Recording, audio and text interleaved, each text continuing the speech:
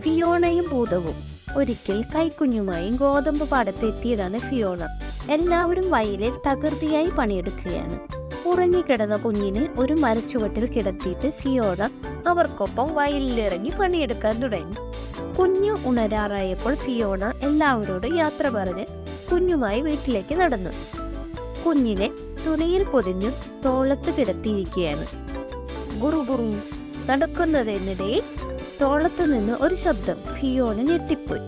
എങ്കിലും അവൾ നടത്തം നിർത്തിയില്ല. കുഞ്ഞുങ്ങളെ തട്ടിയെടുക്കാൻ വരുന്ന ഭൂതങ്ങളെ കുറിച്ചും അവൾ കേട്ടിട്ടുണ്ട്. കുഞ്ഞിന് കിട്ടുന്ന സ്നേഹം തനിക്കും കിട്ടണം. ഭക്ഷണവും ഉടുപ്പുമെല്ലാം തട്ടിയെടുക്കുകയും വേണം. അതിനാണ് ഭൂതങ്ങൾ വരുന്നത്.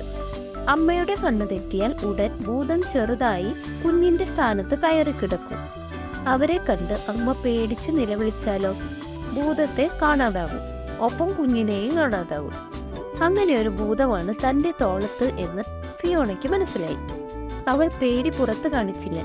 വേഗം വീട്ടിലേക്ക് നടന്നു. വീട്ടിലെത്തിയ ഫിയോണ കുഞ്ഞു ഭൂതത്തെ തുണിയിൽ നിന്ന് പുറത്തെടുത്ത് താഴെ കിടത്തി.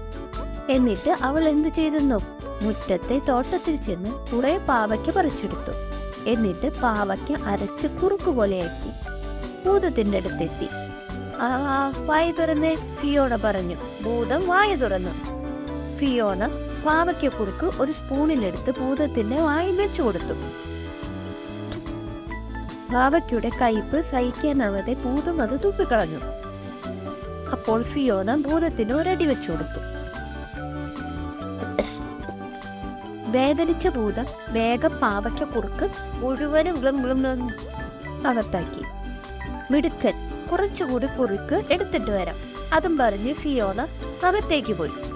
അമ്മോ, ഇനിയും കഴിക്കാൻ തരുമോ? ഭൂതം പേടിച്ചു. അവൻ വേഗം സ്വന്തം രൂപമെടുത്ത് ഫിയോണയുടെ കുഞ്ഞിനെ അവിടെ കിടത്തി. ഈ കയ്പൻ സാധനം നീ തന്നെ കുടിച്ചാൽ മതി, ഇതും പറഞ്ഞ് ഭൂതം സ്ഥലം വിട്ടു. ഇതെല്ലാം കണ്ട ഫിയോണയ്ക്ക് സന്തോഷമായി. ഭൂതം പിന്നെ ആ വഴി വന്നിട്ടേ ഇല്ല.